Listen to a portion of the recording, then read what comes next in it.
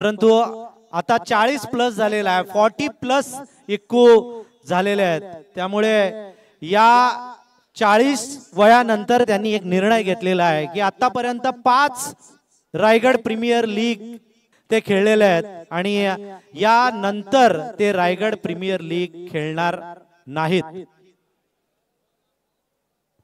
खरं तर आपल्या सर्वांसाठी ही थोडीशी भावुक गोष्ट आहे, कारण अजूनही फॉर्म मध्ये असलेला हा खेळाडू मात्र तरुण मुलांना संधी मिळावी, तरुण रक्ताला संधी मिळावी, तरुण खेळाडूंना संधी मिळावी म्हणून रायगड प्रीमियर लीग मध्ये पुढच्या वर्षीपासून खेळणार नाहीये इक्कू। परंतु या संपूर्ण टेनिस क्रिकेटला इक्कून भरपूर काही दिलेलं आहे, त्याचे आभार जेवढे मानावे तेवढे कमीच आहेत। भावुक क्षण आहे, मी इक्कूला विनंती करेन की त्याने आपले विचार इथे प्रकट करावे। खरं तर मी मागच्या वर्षी डिसिजन घेणार होतो की बरेच वर्ष, आता आपल्या 42 वर्ष झाले, हा 43 आहे, म्हणजे सतत मी आपले 24-25 वर्ष प्रोफेशनल क्रिकेट खेळलो। परंतु आता चांगला प्लॅटफॉर्म यायला लागला, टेनिस क्रिकेटमध्ये चांगल्या मॅचेस व्हायला लागल्या आणि आपल्या रायगड ग्रामीणमध्ये एवढे चांगले प्लेयर आहेत जे युवा आहेत, यंगस्टर आहेत आणि चांगले ते म्हणजे चांगल्या स्टेजवर खेळू शकतात। आता तर ISPL सगळा प्लॅटफॉर्म सुरू झाला आहे, परंतु कुठेतरी आपण थांबलो पाहिजे, कारण की आपल्यामुळे एखादा यंगस्टर खेळणार असा तो थांबला जातो। म्हणून मी असा विचार केला की आपण फक्त आपल्या वयासाठी खेळूया 40+ आणि ग्रामीण, फक्त रायगड प्रीमियर लीगचा हा शेवटचा वर्ष असेल, कारण की इकडं बरेच जे आपण जे खेळतो बरेच बाहेरचे ओनर असतात, पॅकर असतात, ते बघत असतात आपण कितीतरी 50 मारा, 3-4 50 मारले तरी आपल्याला पुढे ते आपल्या एज फॅक्टरनुसार आपल्याला आपण तिथं बसत नाही। पण तेच जर एखाद्या यंगस्टरने जर एखादा 50 मारला ना तरी त्याला संधी मिळते।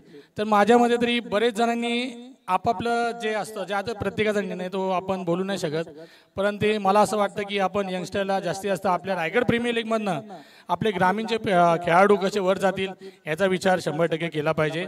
त्यामुळे मी आज म्हणजे मी पहिलेच बोललेलो मंगेश दादाला की अरे माझी शेवटची RPL आहे, कारण की त्यांचे बी मी आभार मानतो, सतत 5 वर्ष मला त्यांनी रायगड प्रीमियर लीगमध्ये संधी दिली।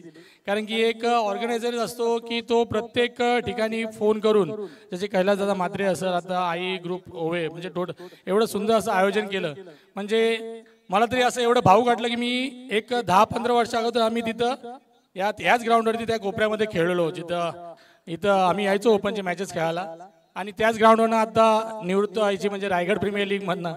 तर आता बोलाल तेवढं कमी आहे, कारण की आता बऱ्याचशा अशा गोष्टी आहेत की मी सांगू नाही शकत। तर यापुढे मी माझं फक्त एवढंच आहे का मी एकदा 40+ क्रिकेट आणि ग्रामीण आणि तालुका वाईजकडे लक्ष ठेवेल, त्यात पण जरा मुलांना सोबत घेऊन, म्हणजे जे असतील यंगस्टर त्यांना घेऊनच खेळणार।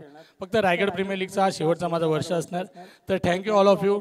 यापुढची माझी जर्नी फक्त रायगड प्रीमियर लीगसाठी एवढीच असेल, आज हा माझा शेवटचा दिवस असणार। थँक्यू। नक्कीच इक्कू क्रिकेटला भरपूर तुम्ही दिलेलं आहे आणि क्रिकेटमध्ये अनेक खेळाडू पण तुम्ही तयार केलेले आहेत, त्याबद्दल तुमचा सन्मान आणि सत्कार इथे रायगड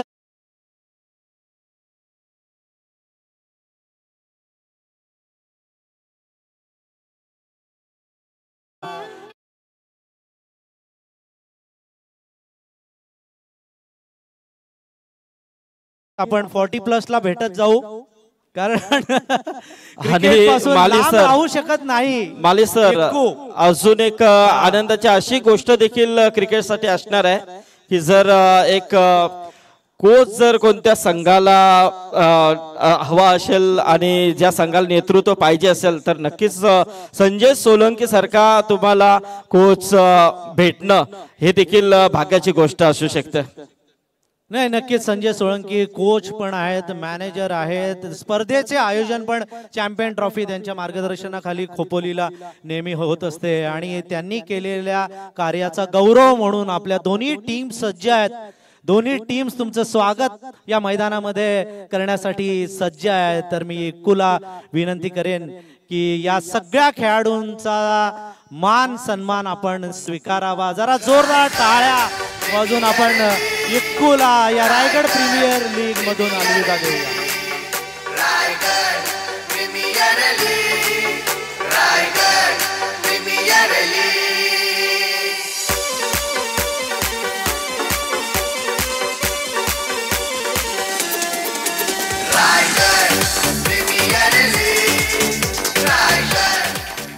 कारण आयुष्यभर तुम्ही केलेली क्रिकेटची सेवा त्याचा शेवटला असा फल नक्कीच मिळणार, कारण प्रामाणिकपणे खेळ करत आपले आयुष्यामध्ये चांगल्या इनिंग साकारत नक्कीच या खेळाडूने प्रेक्षकांना आणि सर्व